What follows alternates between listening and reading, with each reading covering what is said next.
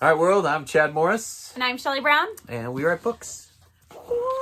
Fan out. The latest, which is this one right here, which is Willa and the Whale.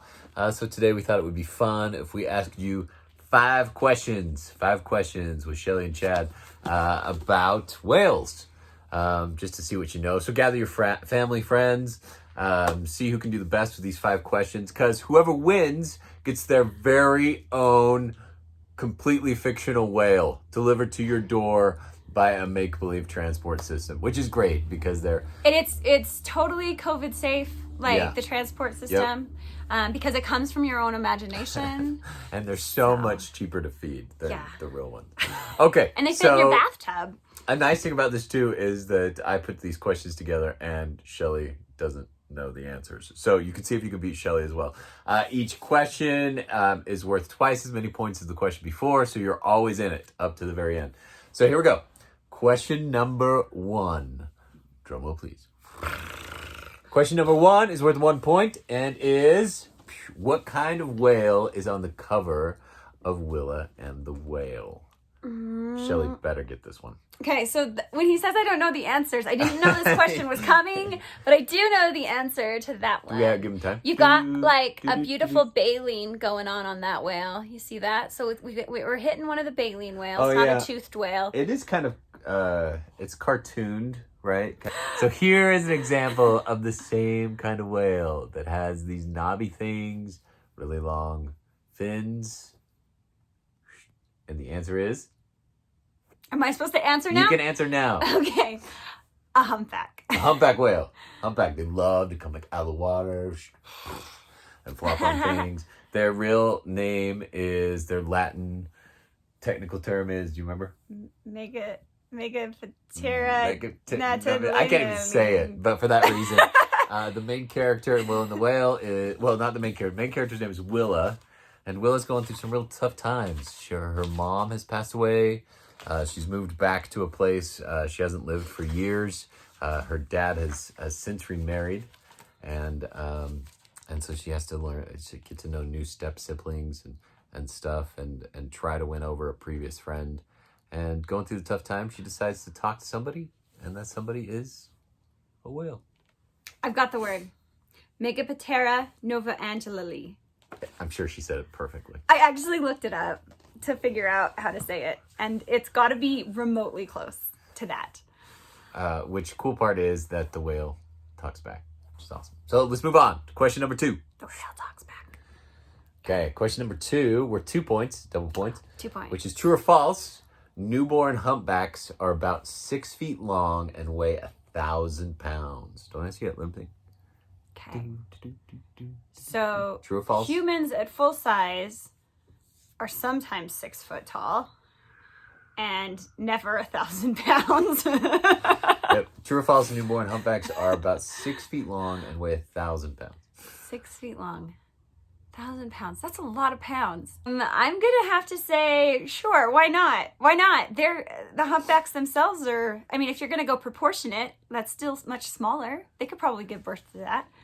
That sounds crazy. It's pretty close. The answer is, it's false. Oh. Because newborn humpbacks actually are born 10 to 15 feet long and weigh up to a ton.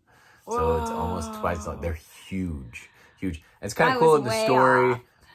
Meg loves to tell Willa lots of stories, but it's about killer whales and how they hunt, other things in the sea. But she also talks about humpbacks and the humpback babies. Humpback babies. Which is kind of fun.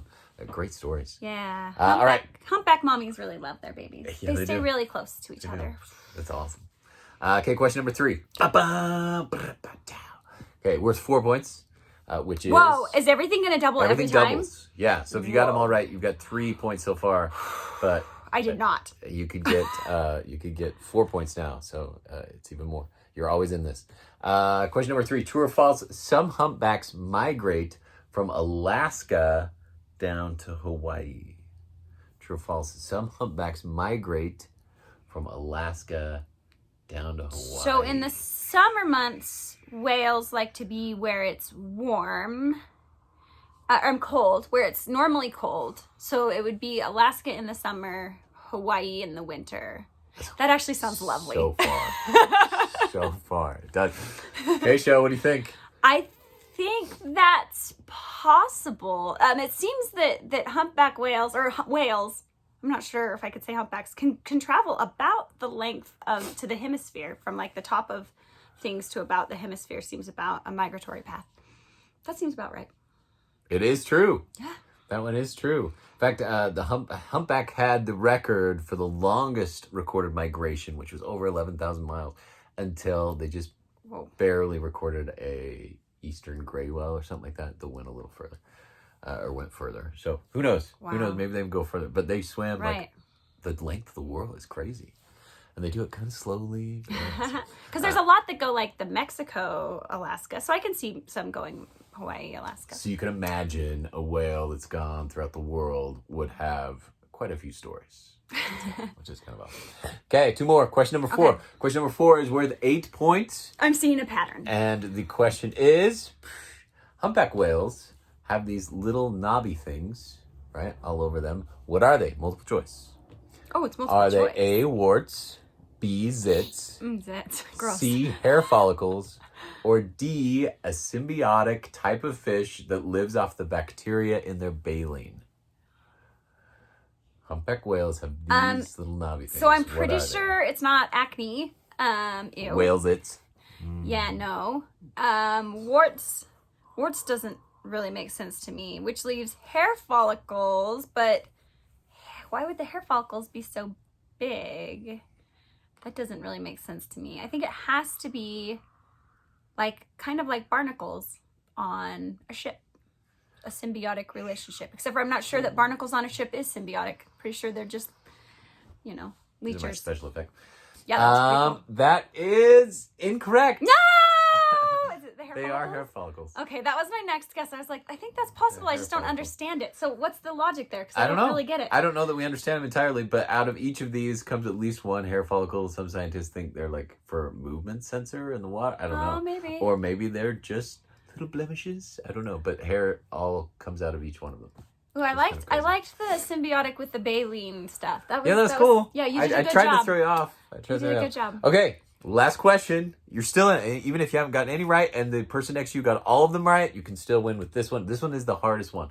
Question number 5 for 16 points is, which part of the humpback is like a fingerprint? Let me explain. The shape and color pattern is so unique that scientists use them to keep track of each whale. Because it's not just humpbacks. It's all different kinds of whales.